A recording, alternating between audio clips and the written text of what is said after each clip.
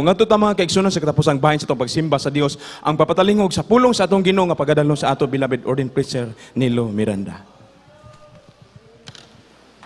Amen. Praise the Lord. God bless you po. Tayo po'y manalangin. Praise the Lord. Mapagpala namin Ama, Diyos na makapangyarihan sa lahat ng banal. Sa pangalan mo, aming pinakamamahal na Panginoong Yesus, sa unang dalangin po ng aming ginagalang at minamahal na Evangelista Will Estrada Almeda, narito kami, O Diyos, nagpapasalamat sa dakilang pagpapalang ibinigay mo sa amin. Muli ka naming mapuri, mapasalamatan, kagandahang loob na pinakita mo sa amin sa pagliligtas mo sa buong sangkatauhan, O Diyos. Narito kami sa pag-aaral ng iyong salita. Minsan pa, langisan mo at pagpalayan po ang iyong salita. Alisin niyo po ng mga adlang sa aming kalagitnaan. And bind the power of darkness, unbelief, doubts, hindrance. We command you to cast out. In Jesus' name, Amen. Praise the Lord. Tayo ba makabalik sa ating mga upuan, mga minamahal? Una't higit sa lahat, ang pinakamataas na pupuri, pagsamba, pagdadakila at paglulhati ay tayong sa ating dakilang Diyos, ating pinakamamahal na Panginoong Yesus.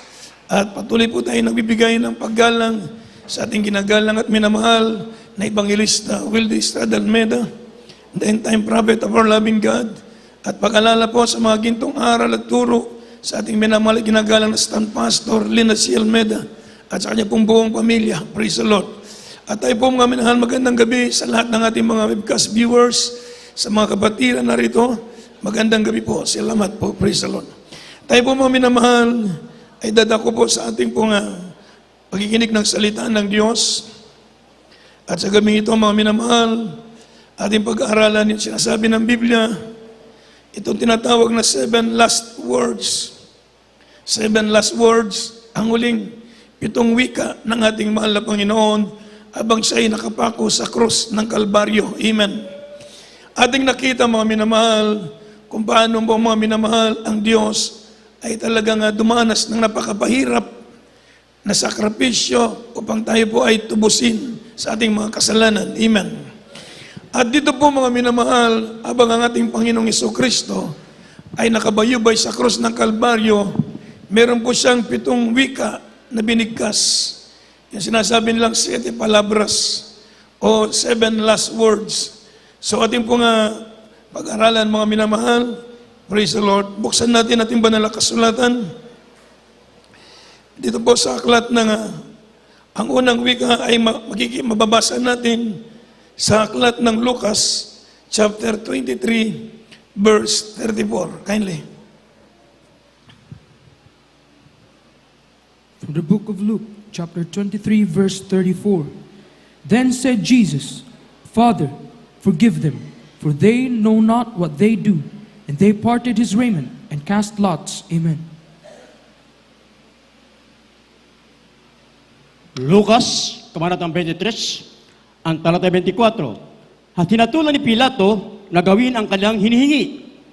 Amen. Luke chapter 23, verse 34. 34.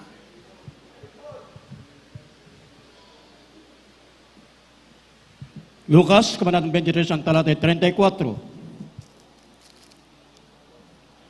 At sinabi ni Jesus, Ama, patawarin mo sila sapagkat hindi nila nalalaman ang kanilang ginagawa at sa pagbabahabahagi nila ng kanyang mga suot ay kanilang pinagsapalaranan. Amen. Amen. Praise the Lord. Ito po yung tinatawag na unang huling wika ng ating mahal na Panginoon. Ang sabi niya po, Ama, patawarin mo sila sapagkat hindi nila nalalaman ang kanilang ginagawa. Dahil sa sakripisyo sa krus, ang dakilang Diyos, kahabagan at pag-ibig ng Diyos ay walang nakikitang anumang bakas ng kasalanan. Gaano man kalaki o kaliit sa isang nagsisising kaluluwa, ang ating mga kasalanan ang nagpapako sa ating dakilang Diyos, maminamahal sa krus. At sino mang nagsisisi at manumbalik sa Diyos ay tinitiyak ang kapatawaran. Amen. So mga minamahal, ang ating dakilang Diyos, abang siya nakabayubay sa krus ng Kalbaryo, ang unang huling wika niya, ang sabi niya, Father, forgive them, for they do not know what they do. Sa kabila ng mga ginawa ng mga talampasan at katampalasanan sa kanya, mga minamahal na mga Hudyo, subalit nandun pa rin sa ating mahal na Panginoon ang salitang pagpapatawad, Evarisimen. Patawarin mo sila sapagkat hindi nila nalalaman ang kanilang ginagawa. So ang ating dakilang Diyos ay napako sa krus upang tayo tubusin sa ating mga kasalanan. Kaya maliwanag na sinasabi ng Biblia, i-offer a full forgiveness. Siya'y nag-offer sa lahat ng tao nagsisisi at manumbalik loob sa Diyos. Taos pusong magpapakumbaba at lalapit sa mahal na Panginoon, gaano man sabi ng Biblia, kaitim ang ating kasalanan, ito'y papuputiin ng Diyos ng kagaya ng balahibo ng niebe. Evarisimen. Ibig sabihin, walang bakas na makikita sa isang tao na numbalik sa Diyos, nagpakumbabang loob at lumapit sa Diyos. Lahat ng kasalanan mo'y uugasan ng ating mahal na Panginoon sapagkat siya ay Diyos na mapagpatawad. Palapakan natin ang ating mahal na Panginoon. So, mga minamahal, napakadakila ng Diyos. Amen. I-offer a full forgiveness. Kung ang tao ay nagkamali, nagkasala, meron bang pagkakataon? Ang hinihingi lang ng Diyos, yung taus-pusong pagpapakumbaba.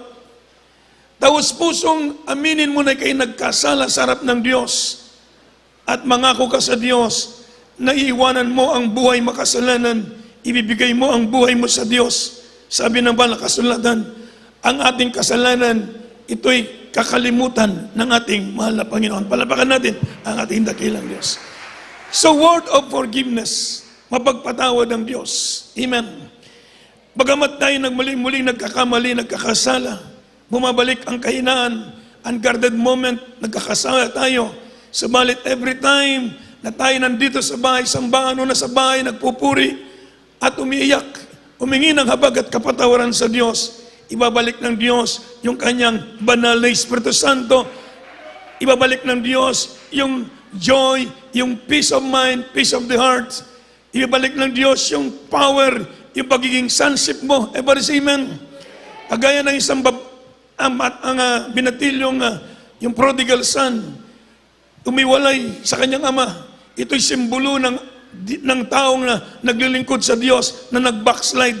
Subalit, nang siya'y babalik sa kanyang ama, sabi niya, Ama, huwag mo na akong ituring mong anak, ituring mo na lang akong alila, sapagkat nagkasala ko sa Diyos at sa iyo. Subalit, sabi ng kanyang ama, niyakap ang kanyang anak, inalikan. Ginawa yung sing-sing, ibinalik, sansip, ibig sabihin, kumuha ng balabal at ibinalot sa kanyang anak at siya'y nagsaya. Nagkasaya sila, mga minamahal. Tinawag yung mga kapitbahay, mga kaibigan, nagpatay ng mga malalaking hayop at sila'y nagsaya. Dahil sabi niya, ang anak ko'y patay na, muling nabuhay. Palapakan natin ang mahal na Panginoon. Yan po ang ugali ng Diyos. Mapagpatawad ang Diyos sa lahat ng nagkasalaman at handa niyang tanggapin ang bawat isa na nagpapakumbang loob at lumalapit sa mahal na Panginoon. Pangalawang wika, kindly. From the book of Luke chapter 23 verse 43. From the book of Luke, chapter 23, verse to 43. And Jesus said unto him, Verily I say unto thee, today shalt thou be with me in paradise. Amen. Lucas, Kabanatang 23, ang talatay 43. At sinabi niya sa kanya, katotohanang sinasabi ko sa iyo, ngayon ay kakasamahin kita sa paraiso. Amen. Amen. Palapakan mo natin ang salita ng Diyos. Pangalawang muling wika, mga minamahal, ito'y sinasabi ng banal na kasulatan, Verily I say unto thee, today shalt thou be with me in paradise. Sinasabi ng Panginoon, katotohanan ng sinasabi ko sa iyo, ngayon ay kakasamahin kita sa paraiso. Ito po'y tinatawag na word of salvation, salita ng kaligtasan. Dahil sa sakripisyo sa krus, ang langit ay nakahanda na para sa kanila na pumiling mabuhay para kay Jesus. Evarisimen. Sabi po ng banal na kasulatan, mga minamahal, nang nakita natin sa ating yung movie, mga minamahal, habang ang nakapako ang mahal na Panginoon sa krus, meron siya sa kabila at meron din sa kabila. Ito yung mga tulisan. Kasi yung tinatawag na crucifixion, ito po yung tinatawag na death penalty o capital punishment doon sa panahon ng mahal na Panginoon. Yung mga gumagawa ng mga heinous crime, mga rebellion, mga minamahal, sila ay pinapako sa krus. So nandoon din yung tulisan, yung dalawang tulisan. Ang sabi ng isa, kung ikaw si Jesus, bumaba ka sa krus, iligtas mo yung sarili at kami. Subalit yung isa nasa kabila, sabi niya, huwag kang magsalita ng ganyan. Ang tayo nararapat tumanggap sa ating kasalanang nagawa. Subalit ang taong ito'y walang kasalanan. At ang sabi niya, Jesus, alalahanin mo ko pagdating mo sa iyong paraiso. Amen. Anong sabi ng mahal na Panginoon? Ngayon din, isasama kita sa paraiso. Ever say amen. Ngayon din, isasama kita sa paraiso.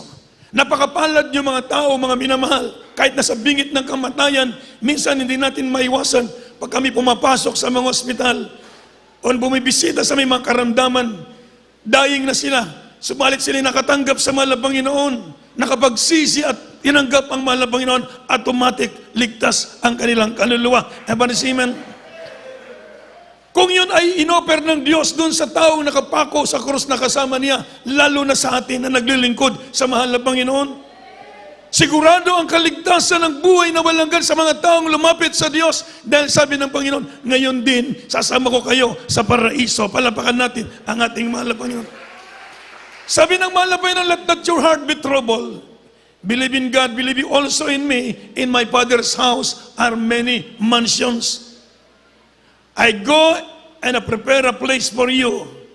Then I will come back and receive you into myself, sabi ng Panginoon, that where I am, ye may be there also. Merong kaligtasan, may buhay na walang hanggan nakalaan sa mga taong naglingkod sa ating mahal na Panginoon. Everybody say amen. Hindi ito kwentong barbero. Ang Biblia, hindi ito tinatawag nila nga, mga minamahal nga, tell story ba yung istorya lang, fiction, hindi buhay ang salitaan ng Diyos sa buhay ng bawat isa atin. Palapakan natin ang ating mahal na Panginoon. So, merong langit, may kaligtasan sa mga taong lalapit sa Diyos. Pangatlong wika, kailing.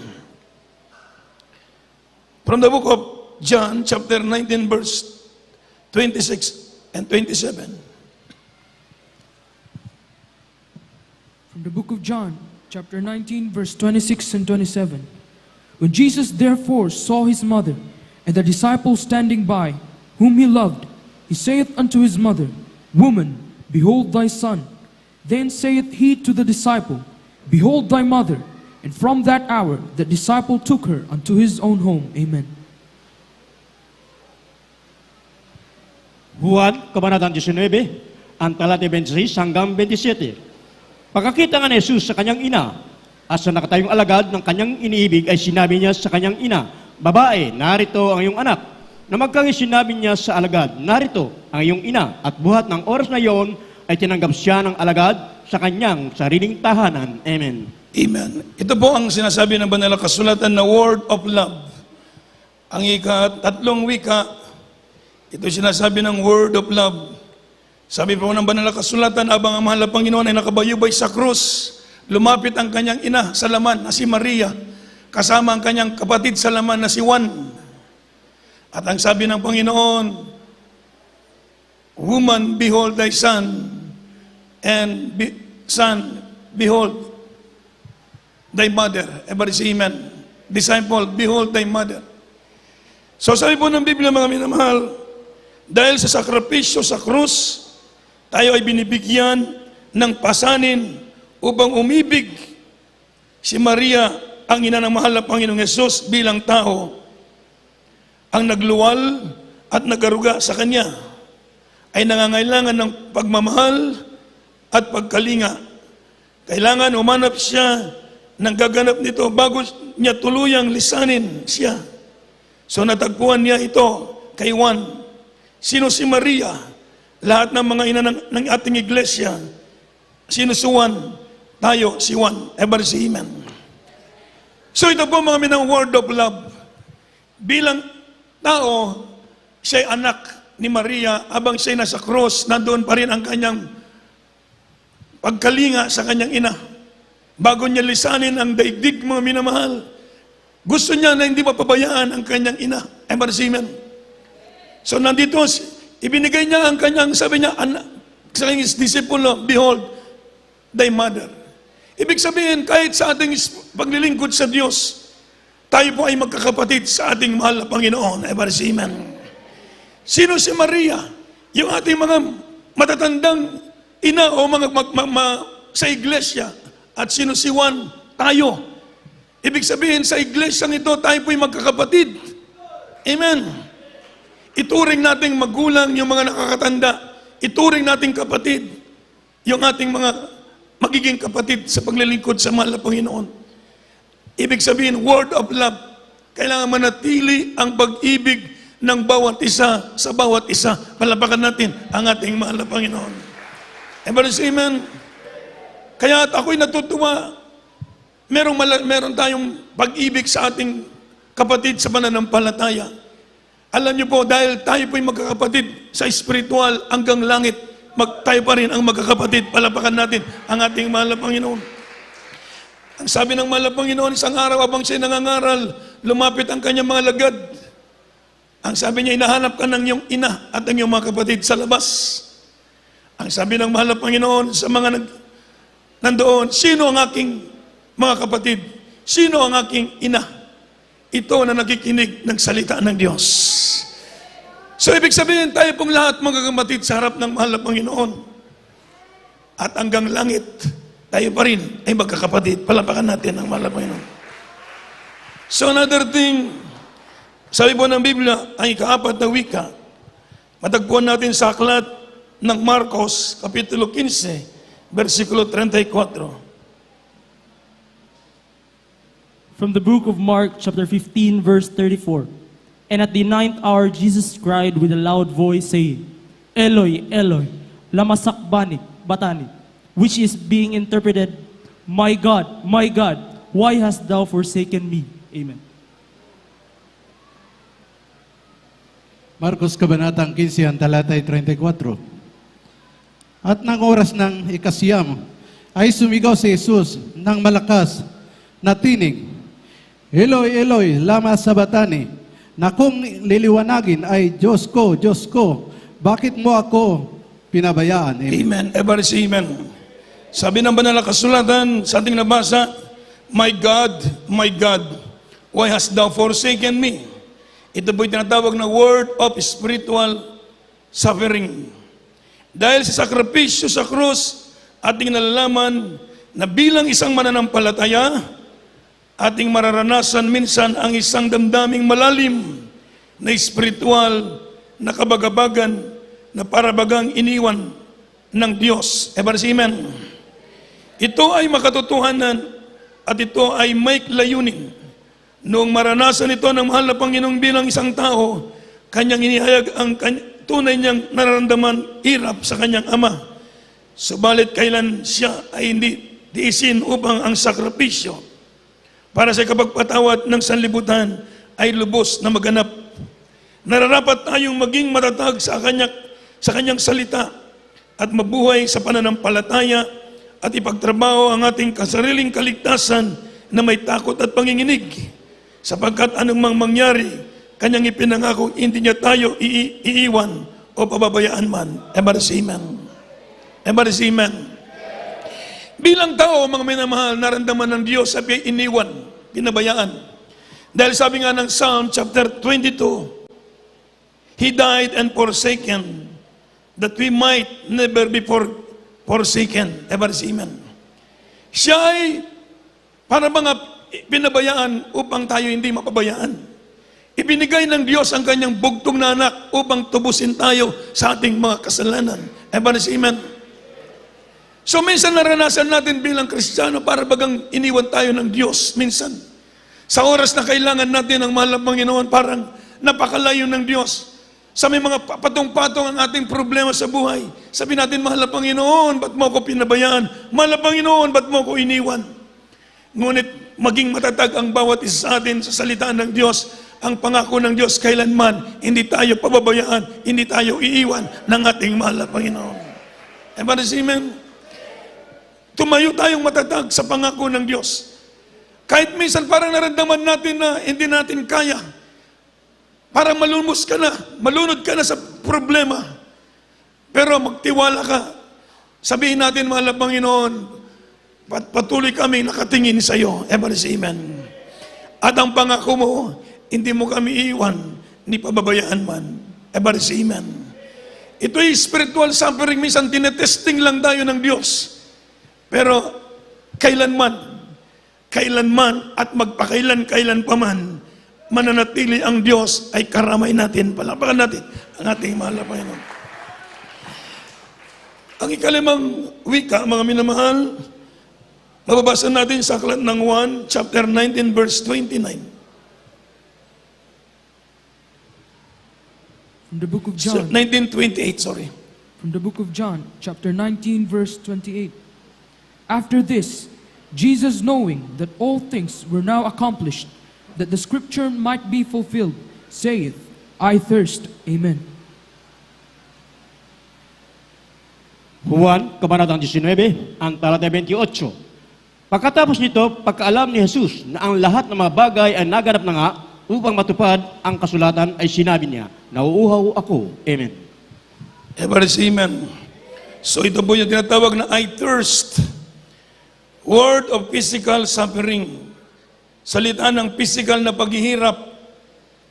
Alam niyo po mga kapatid, dahil sa sakripisyo sa krus, alam nating bagaman, naranasan natin ang mga tanda, kababalaghan at himala.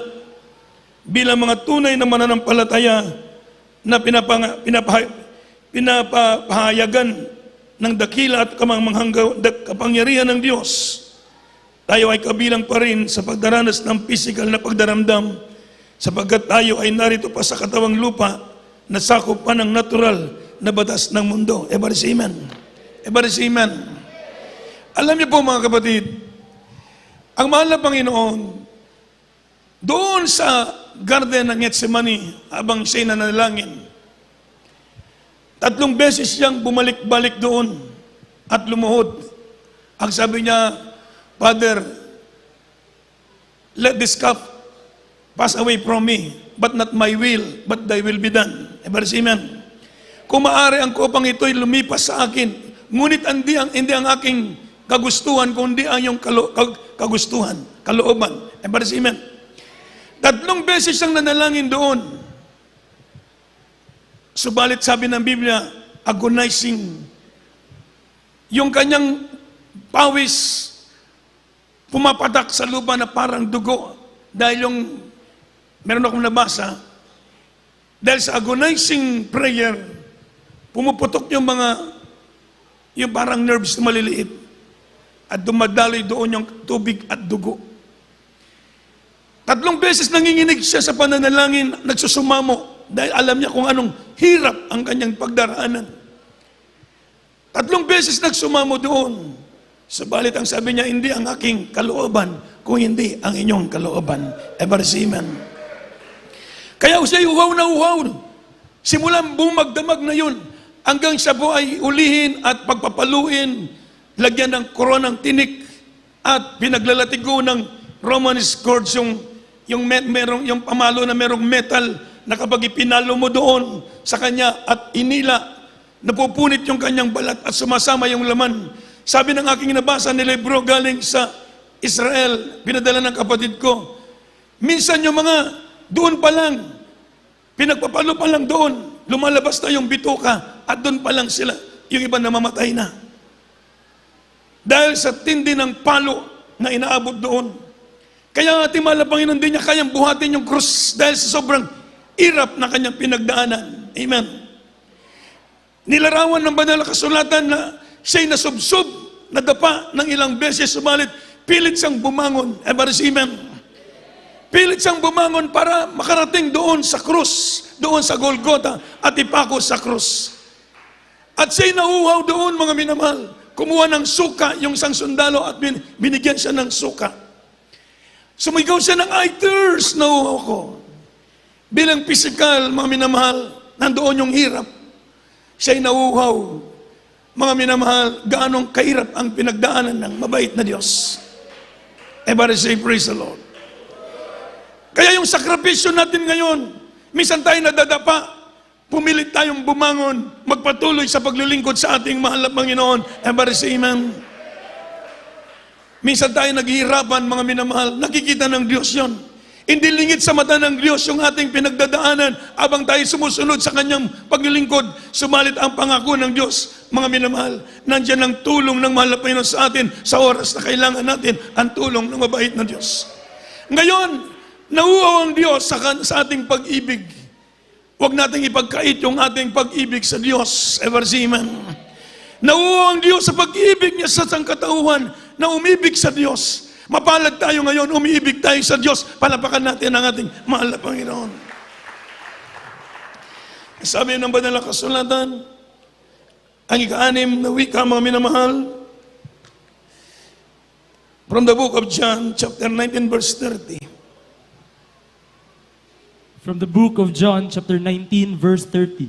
When Jesus therefore had received the vinegar, he said, "It is finished." And he bowed his head and gave up the ghost. Amen. Juan Kabanatang 19, ang talatay 30. Nang matanggap nga ni Jesus ang suka, ay sinabi niya, naganap na, at inayok-ayok ang kanyang ulo, at nalagot ang kanyang hininga. Amen. Everybody say amen. So ito po yung tinatawag na ika-6 na wika, it is finished. So ang mahal na Panginoon ay sumigaw ng malakas. Ang sabi niya, it is finished. Everybody say amen. Ito'y tinatawag na word of completion. Salita ng kaganapan. Ang mahal na Panginoon, mga minamahal, ay sumigaw ng malakas, it is finished. Crying of redemption. Itinatawag na word of triumph. Everybody say amen. Hindi, mga minamahal, iniwan ng Diyos. Kung ibig ko sabihin, mga minamahal, tinapos ng Diyos ang kanyang misyon. Everybody say amen. Ang sabi niya, it is finished. Ibig sabihin, nandito ngayon ang kaligtasan bukas para sa lahat ng taong lalapit sa ating mahal na Panginoon. Natapos niya, naghanap niya ang kanyang layunin na pagliligtas sa sangkatauhan sa lahat ng taong lalapit sa mahal na Panginoon. Tinapos niya, kagaya ni Apostol Pablo. Ang sabi ni Apostol Pablo, I fought with a good fight. Sabi niya, I finished my course. I lay hold on eternal life. I keep the faith. Tinapos ko ang aking takbuhin. Ibig sabihin, bilang mga anak ng Diyos, mga minamahal, tapusin din natin ang tawag ng Diyos sa atin. Ever see, man? Hanggang sa huling hininga ng ating buhay, huwag tayong iiwalay sa mahal na Panginoon. Hanggang sa huling hininga ng iyong buhay, nandito ka nagpupuri pa rin sa ating mahal na Panginoon. Tapusin natin, mga minamahal, ang takbuhin inilagay ng Diyos sa harap natin. Huwag tayong lumingon, huwag tayong huminto. Wala nang panahon na tayo pa'y lilingon at wala nang panahon tayo pa'y hihinto. Nalalapit na at napakalapit na lang ang finish line. Palapakan natin ang mahal na Panginoon. So it is finished. Crying of redemption, tinubos ng Diyos ang sangkatauhan, ang kasalanan ng sanlibutan. Tinapos ng Diyos, pinagpala tayo ng mahal na Panginoon. Tayo ngayon na nagtatamasa ng habag at biyaya ng Diyos dahil merong Kristo na pinako sa cross. Merong Kristo nagbata, nagtiis para tayo tubusin sa ating mga kasalanan. Binagong ating buhay, pinagaling ating mga karamdaman. Ngayon, mga minatatapusin din natin ang pagtawag ng Diyos sa bawat isa sa atin. Palapakan natin ang ating mahal na Panginoon. Ang huling wika, mga minamahal, kindly, from the book of Luke chapter 23, verse 46. From the book of Luke, chapter 23, verse 46. And when Jesus had cried with a loud voice, he said, Father, into thy hands I commend my spirit. And having said thus, he gave up the ghost. Amen. Lucas, Kabanatang 23, ang talatay 46. At si Jesus na sumigaw ng malakas na tinig ay nagsabi, Ama, sa mga kamay mo ito ay pinagtatagubilin ko ang aking espiritu. At pagkasabi nito ay nalagot ang hininga. Amen. Everybody say amen. So ito po yung tinatawag na, Father, into thy hands I commend my spirit. Ito yung tinatawag na word of committal. Everybody say amen. Sabi po naman nila kasulatan bilang tao, nagpamalas ang mahal na Panginoong Yesus ng sakdal na halimbawa ng pananampalataya. Pananampalatayang hanggang kamatayan. Ito ang dapat nakatangian ng bawat mananampalataya. Sapagkat sa ganang akin, sabi ni Apostol Pablo, ang mabuhay ay si Kristo at ang mamatay ay pakinabang. Everybody say amen.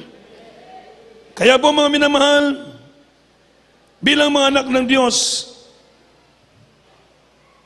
tayo po mga minamahal, kagaya ni Esteban nang siya binabato. At ang sabi ni Esteban, Father, into thy hands I commit my spirit. Ibig sabihin sa ating mga mananampalataya, mayroon tayong mapaglalagakan ng ating tiwala, ever say amen, hanggang kamatayan. Ever say amen. Merong Diyos na nakatingin sa atin. Merong Diyos hanggang kamatayan, sabi nga ng banal na kasulat, this God is my God. Ang Diyos na ito ay aking Diyos.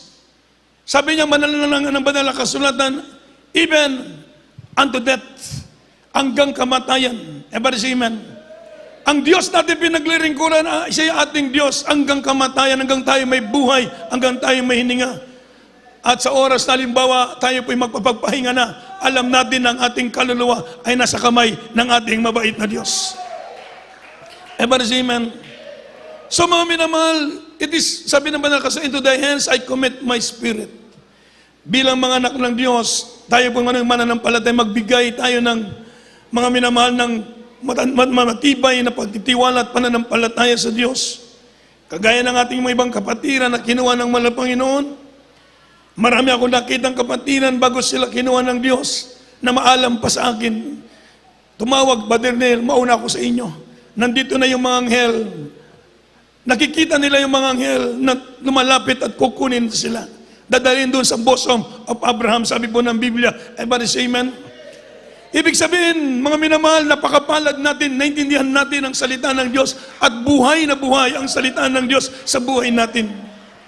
Kaya ang mahal na Panginoon, mga minamahal, nang siya'y malagutan ng hininga, inilagak niya sa kanyang Ama ang kanyang espiritu, ang kanyang kaluluwa. So mga minamahal, iyan ang naging halimbawa ng ating mabait na Diyos sa ating mga naglilingkod sa mahal na Panginoon. Huwag tayong ihiwalay sa ating mahal na Panginoon. Sapagkat anumang mangyari sa buhay natin, alam natin may Diyos na nagmamasid sa atin. At ang sakripisyong ginawa ng Diyos, ito'y sapat na para mga minamahal lumakad tayo ayon sa lakad ng ating mahal na Panginoon. Sabi po ng Biblia, in behalf of Christ, not only to believe on His name, but also to suffer for His name's sake. Hindi lamang tayo maniwala at sumampalataya o hindi magtiis naman para sa ating mahal na Panginoon. Tayo pong lahat ay umawit sa mahal na Panginoon. So habang tayo maawit sa mahal na Panginoon, bulay-bulayin muli natin sa oras na ito ang dakilang sakripisyong ginawa ng Diyos upang tayo matubos sa ating mga kasalanan at ang mga huling wika na binigkas ng mahal na Panginoon maging halimbawa, maging sa ating paglilingkod na ito, mga minamahal. Ang Diyos ay nagbigay sa atin ng halimbawa ng pananampalataya. Pananampalatayang tatapusin natin ang paglilingkod natin sa Diyos. Walang makapaghiwalay sa atin sa pag-ibig ni Kristo. Hindi ang kahirapan, hindi ang kahubaran, hindi ang pagsubok, hindi ang pag-uusig, hindi ang kawalan, hindi maging ang kamatayan, maging ang tabak, kagutuman na hindi makapaghiwalay sa atin sa pag-ibig natin sa mahal na Panginoon. Dakila ang pag-ibig ng Diyos. Walang Diyos na maging kagaya niya, mga minamahal, nagbigay ng halimbawa. Dinubos tayo upang tayo magkaroon ng kaligtasan at buhay na walang hanggan. Kaya sa oras na ito, muli tayong mawit at papurihan ang ating dakilang Diyos. Praise the Lord. Dakila ang pag-ibig ni Jesus. Yes, Lord. Ako'y makasalanan Ginoo. Maging sa lupa, sa langit na, siya'y aking pupurihin, langit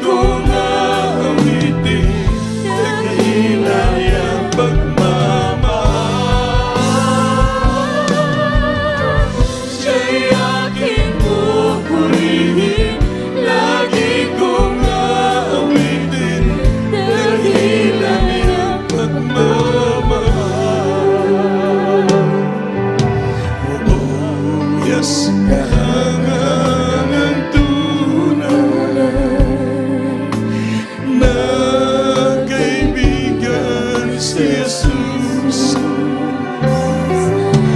Langit ay kusang nilisan upang tayo'y matubos. Dakila ang pag-ibig ni Jesus. Ako'y makasalanan at maging sa lupa, sa langit man. Siya'y aking pupurihin, lagi kong aawitin, dakilan niyang pagmamahal. Siya'y aking pupurihin, lagi kong aawitin, dakilan niyang